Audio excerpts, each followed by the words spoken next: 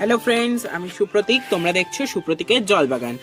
অনেকেরই একটা প্রশ্ন ছিল যে কি করে বুঝবো যে রিপোর্টিং এর সময় কখন ঠিক। অনেকেরই বাড়িতে পদ্ম আছে, তো তোমাদেরকে আমি দেখানোর জন্য এই যে দেখিয়ে দিচ্ছি। তোমাদের গাছ নিজে থেকেই বলে দেবে যে আসো আমাকে রিপোর্টিংটা করে দাও, কারণ আমি আবারও পরের সিজনের জন্য তৈরি হয়ে গিয়েছি। তো এই যে পানাগুলো সরিয়ে দিলাম, তোমাদের দেখতে পাচ্ছ এই যে নতুন নতুন ছোট ছোট ছোট ছোট পাতা বেরিয়েছে, বেশ কিছু পাতা বেরিয়েছে। যেমন এই যে এখানে একটা বেরিয়েছে, তারপরে এখানে একটি বেরিয়েছে। এরকম ভাবে অজস্র নতুন নতুন পাতা কিন্তু নিচ থেকে ছাড়তে শুরু করে দিয়েছে। কিন্তু দেখে বুঝতে হবে যে রিপোর্টিং করার জন্য এই গামলাটা কিন্তু প্রস্তুত।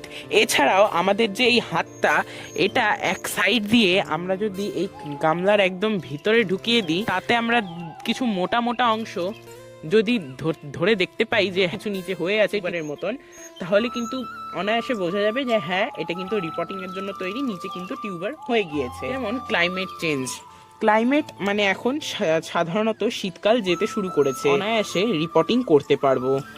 তো এটুকুই তোমাদের সাথে আজকে শেয়ার করলাম। কেমন লাগলো এই জিনিসটা, এটা কমেন্ট সেকশনে অবশ্যই জানিও। তবে অ্যাকচুয়ালি দেখা হবে অন্য ভিডিওতে। টাটা।